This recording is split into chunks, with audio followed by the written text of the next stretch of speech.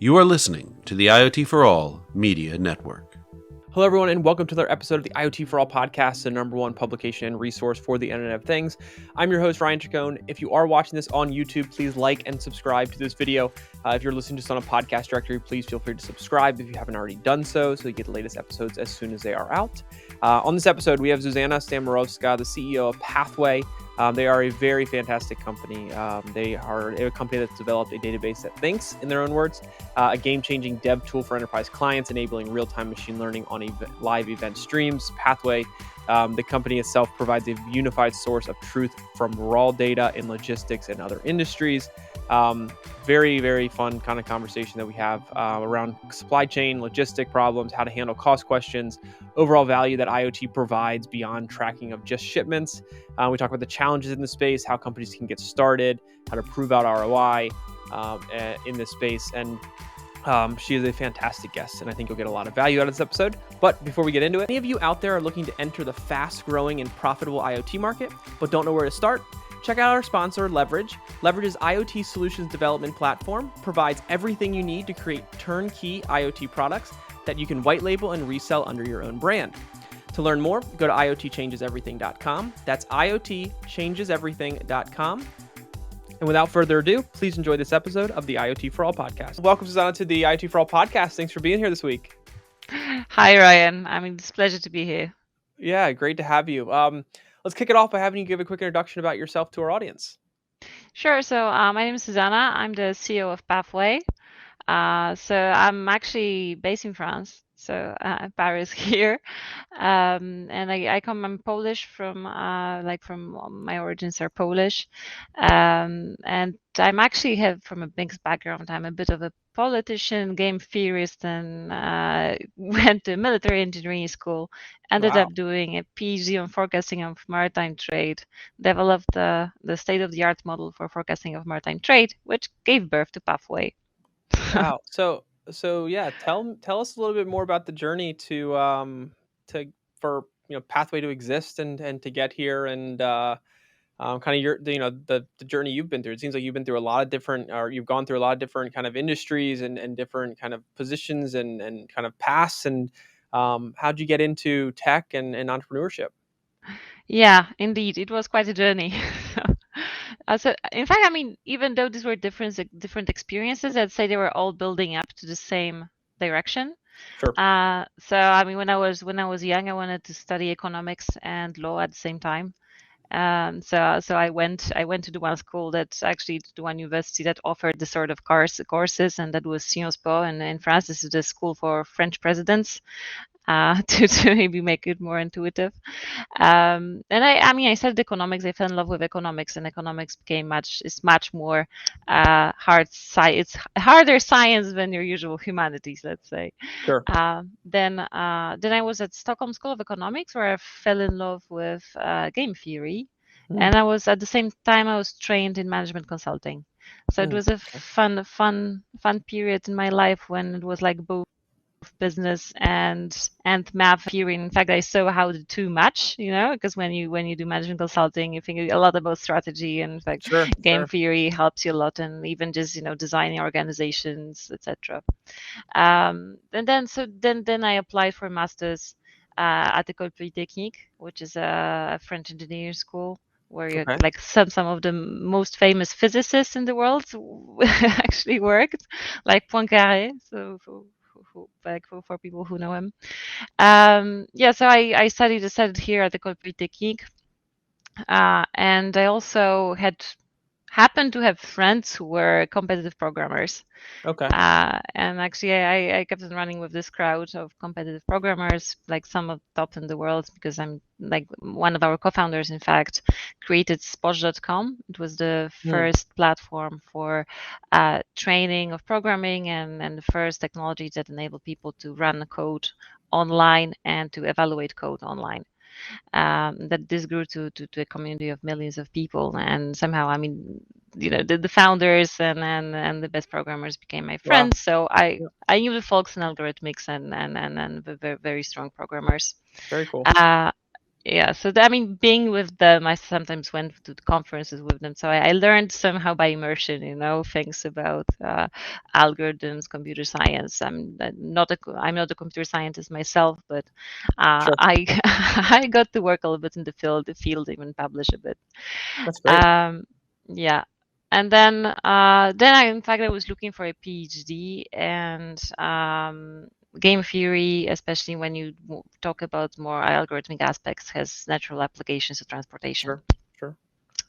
And I did a PhD, and during my PhD, I had a pleasure and enormous fun to work on 30 years of daily movements of the entire world fleet, maritime Mm-hmm. fleet. So I had like the daily movements of ships to analyze, and it was an enormous, super powerful data set. And I spent a couple of years on this at the Institute of Complex Systems of Paris and Sorbonne. And I designed that model for forecasting of maritime trade. I wanted to try to understand, okay, I mean, we have the systems, we have these flows, but how does it move? Why does it move? And what happens if something bad, like, if you have a disruption? Where will the traffic go? How will the network reorganize itself? And specifically, I wanted to know what sort of information is really necessary to be able to do the forecasts. Yeah, and it was fun because I found that it was just like one parameter model. So something that like the economists were maybe not so happy about, because usually you would like to Yeah. put Yeah. much more assumptions into this, and not really. So yeah, I mean, I'll say it was a journey. It was like, bits from here and there from I think it was just mostly my interests that they were guiding me. Okay. Uh, and it's all built up to me becoming the CEO, because I got, like this skills coming from different backgrounds, so it's easier for me to see and imagine different functions. So Sure. I managed to look over the tech, but also over the business functions. Yeah, and it was also the spark to see really Sure. the need to change something. Very So cool. Very cool. Well, thank you for that. I wanted to kind of pivot here for a second and talk about um, the company first, real quick. If you could just give a quick high level overview of the company, just what Pathway is and what you do, the role you play in IoT, and then I'll dive into some other questions. sure. So Pathway is an intelligent event stream database, but in fact, I mean, we call it a database that thinks. Okay. So it's a developer tool. It's a developer tool which allows you to very maybe simply put, make sense of the chaos. So in the case of IoT, you may well imagine that you have IoT sensors deployed, for example, on containers in transport. So we have IoT in movement, and the raw data that you get uh, speaks the language of measurements. So we will Mm. get a data table where you have entries such as location of a container and where it was at a given point in time. That means that the questions you may ask this data are usually constrained somehow to the data columns that you have, and then to the objects that you have in this table. So it's not very powerful because your interest, your like objects of interest are the individual containers. So it's Gotcha. hard to ask about processes. And what Pathway does is Gotcha. that it automatically and in real time translates this raw data into the data that speaks the language of the business, and that Okay. of the language the business cares about, such as anomalies, processes, locations. Hmm. And so this is like very high level explanation of what's happening. Then there is some cool tech involved, but maybe not for now. Yeah. We But can keep it for later. oh, no, you're fine. I did want to dive into. I know we wanted to talk a little bit about kind of supply chain logistics problems, kind of the space in general, and so I guess high level it for us. Tell us a little bit more about kind of supply chain logistics as from an industry standpoint, what the current problems you all see in the market are, and then we'll go from there. Of course. So, well, first of all, logistics is it's not such a digitized industry. Hmm. Sometimes for people who come from Google or from big tech companies, it's shocking. Like the point to which logistics is not digitized can be very surprising, because I mean, Sure. in theory, you would assume that when you have a big company and you in fact have like 10 companies in the world that control most of the maritime trade flows. That they should know basically where their containers are, like what's happening in their operations. They should know it. Well, the fact is they don't. And this is for like simple reasons. There are different levels of digitization around the globe. So we may have different processes in different ports around the world. Like some people may still be filling things on Excels, not necessarily pushing data to external systems. Then company grew by acquisitions. So just internally, like putting data in one place is an issue. But then, of course, so this is the situation before COVID. So it was already, let's say, not so great, but at least we could rely on business as usual and really the operational knowledge of people in logistics. But with COVID, with the disruptions of ports, like ports being shut down in for example, China, crews being pulled out from ships, and this created a lot of backlog, both of cargo that couldn't be charged on ships and couldn't be moved, and also the prices of containers went up at least tenfold. And then the disruptions somehow spread. So when you think about logistics, it's not just the movement of a given container from A to B, but it's a system. So it's like when you block the Suez Canal. I know, Ryan, do you remember that thing? Yeah, it was 10 billion direct cost to the world economy. When you block the Suez Canal, you will feel the consequences in Los Angeles, and you will have all the other ports impacted because it's like a butterfly effect. And these, in fact, so whenever you have these disruptions, they add up one to another, and the situation is getting worse. And you need to find ways, in fact, to try to react quickly whenever they happen. Gotcha. And one of the questions I do have is, as we talk about not just its industry itself, but IoT as it connects, what do you all see as the overall value IoT provides beyond just the tracking of shipments, which when we're talking about supply chain and logistics, that's kind of where a lot of people's head goes to, is being able to track shipments, which is great, but there's other value that IoT provides. And love if you kind of shed light on how you all think about that and the kind of more full-scale impact that IoT makes. Yeah, sure. So IoT, well, right now is being seen mostly as a tracking devices. So it's useful for monitoring whenever you have like a more added value cargo.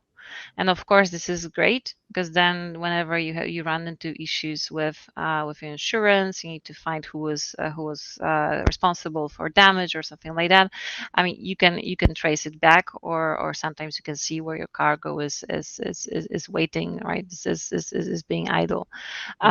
So this is great, but then the value of IoT is only linked to the transport, to the cargo in question, as you just said. But in fact, you can get much more of it if you think of IoT as a data source, and a data sample from which then you can draw conclusions about the overall processes.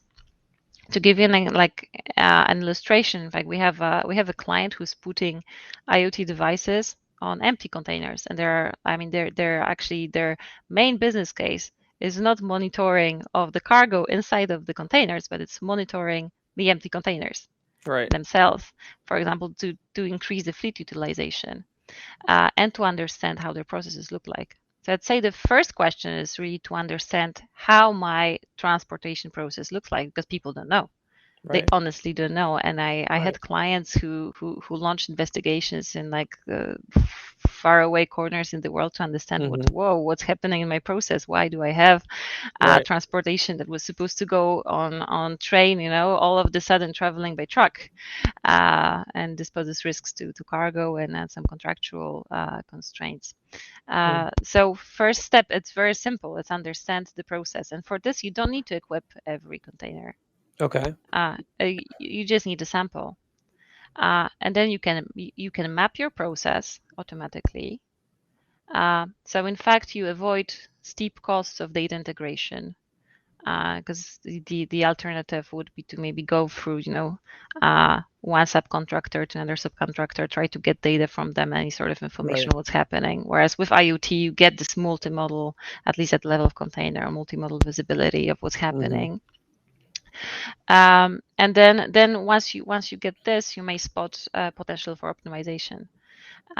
So I had actually a CEO of one of rather big logistics companies who told me, like, Zuzanna, listen, I feel like there is so much we can improve, but I really don't know where. Yeah. Just I feel that it's there, but nobody can tell me where it is.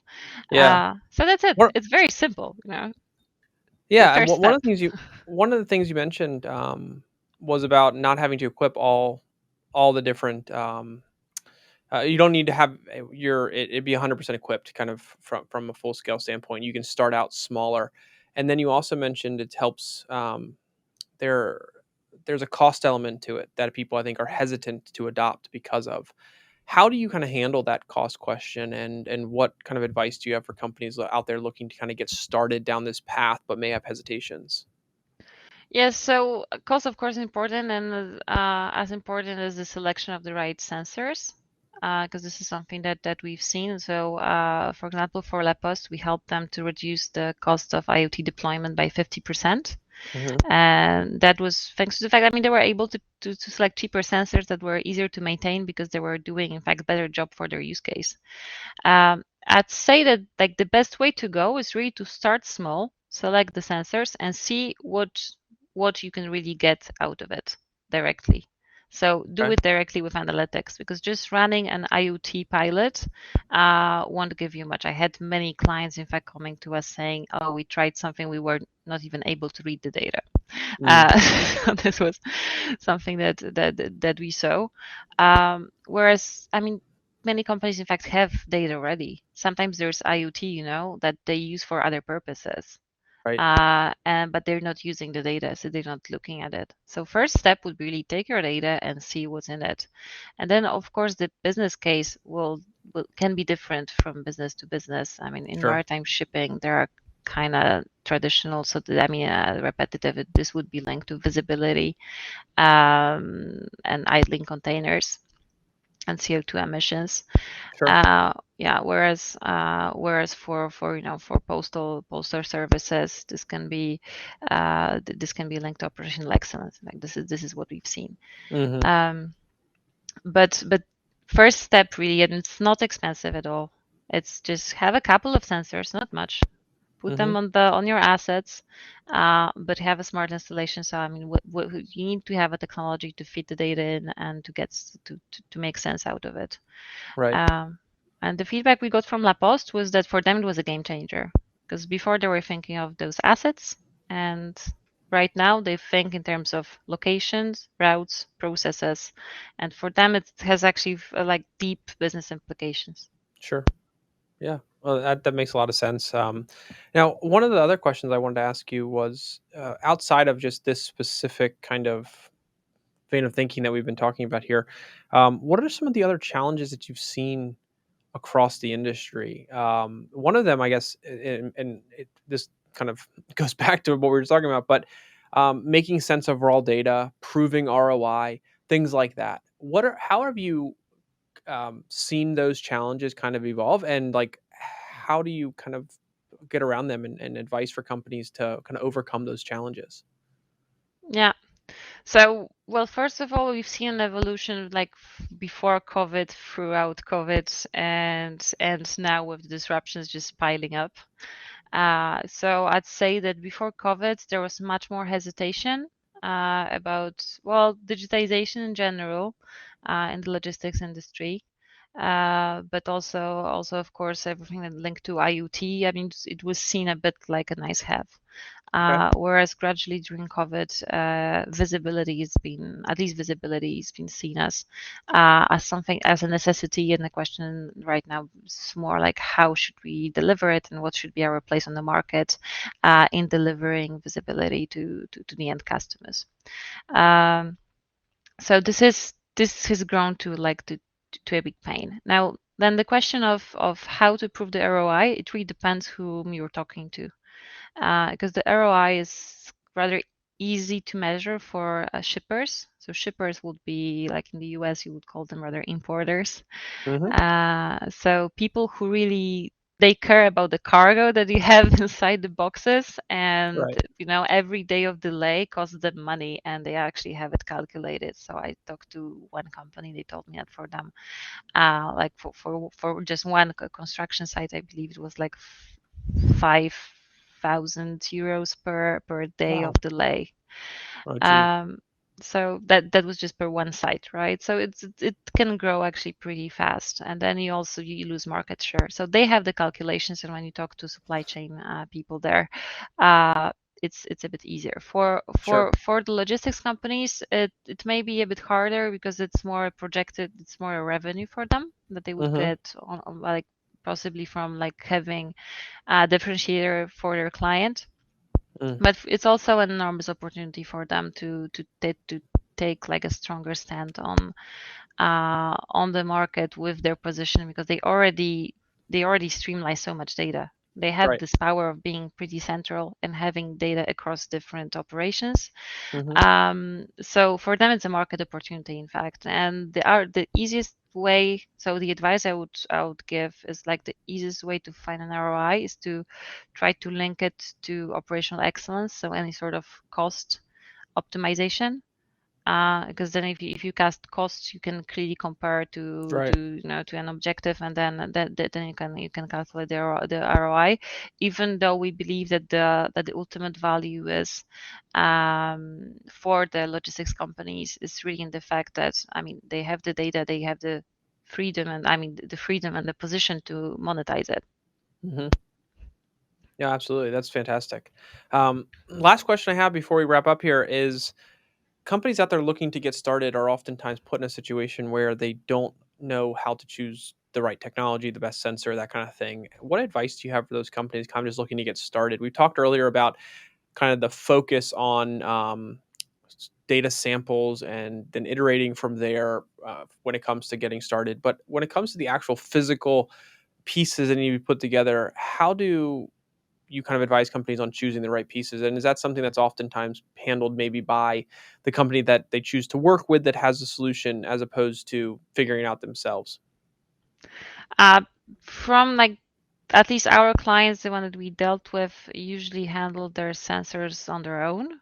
Okay. And since they were picking them, and we were helping them to pick the best ones. But I wouldn't say that it was like a very painful or expensive exercise. A smart way to go about it was first not to trust the specs provided by the producers. So Lepos, for example, took a number of like different sensors with different connectivity, and they tested. They just put them like in the cheapest, in the easiest way. They just put them on their postal containers, with different settings as well, and they tested which one works best, simply. And it was pretty quick to decide which sensors made sense for them. Okay. And I'd say this is the best approach, to test the sensors also for the use case we have at hand. And then with Pathway, in fact, they were able to see directly on the map. They got the score for the quality and the coverage of a given sensor. And indeed, it's interesting to have a look how different sensors work, because we've seen funny things. Like some producers may insert artificial data points in places, to somehow try to seem like a superior solution. Sometimes you have sensors that are supposed to wake up with motion, with accelerometer, but they don't wake up. And in fact, these are often more expensive sensors. So it may be cheaper to get the ones that will just send you a signal every 15 minutes, but at least you'll be safe. Yeah, for sure. Yeah, no, those are great insights for sure. I think it's always a challenge and an interesting conversation. Each customer and company kind of handled it their own way. Lots of options out there, and trying to decipher between all that's very, very difficult at times. So yeah, overall, this conversation has been great. I really appreciate you taking the time. For our audience out there who wants to learn more about Pathway, about what you have going on, stay in touch, follow up with questions, what's the best way to do that? Yeah, so I mean, you can directly write to me at Zuzanna@pathway.com, and we'll be super happy to schedule a demo. And right now, we're also looking for beta testers and any Nice. feedback we can get on our developer tool, because we're like about to we'll launch it, I think, by the end of the year, hopefully. Fantastic. So Great. Well, thanks so much again for your time. Really appreciate it. And I'm sure we'll be doing more content together. I'm sure our audience is going to get a lot of value out of this and anything we do in the future. So thanks again, and look forward to hopefully having you back soon. thank you so much, Ryan. It was such a pleasure. Thanks. Yeah, absolutely. Thank you. All right, everyone. Thanks again for watching that episode of the IoT For All podcast. If you enjoyed the episode, please click the thumbs up button, subscribe to our channel, and be sure to hit the bell notification so you get the latest episodes as soon as they become available. Other than that, thanks again for watching, and we'll see you next time.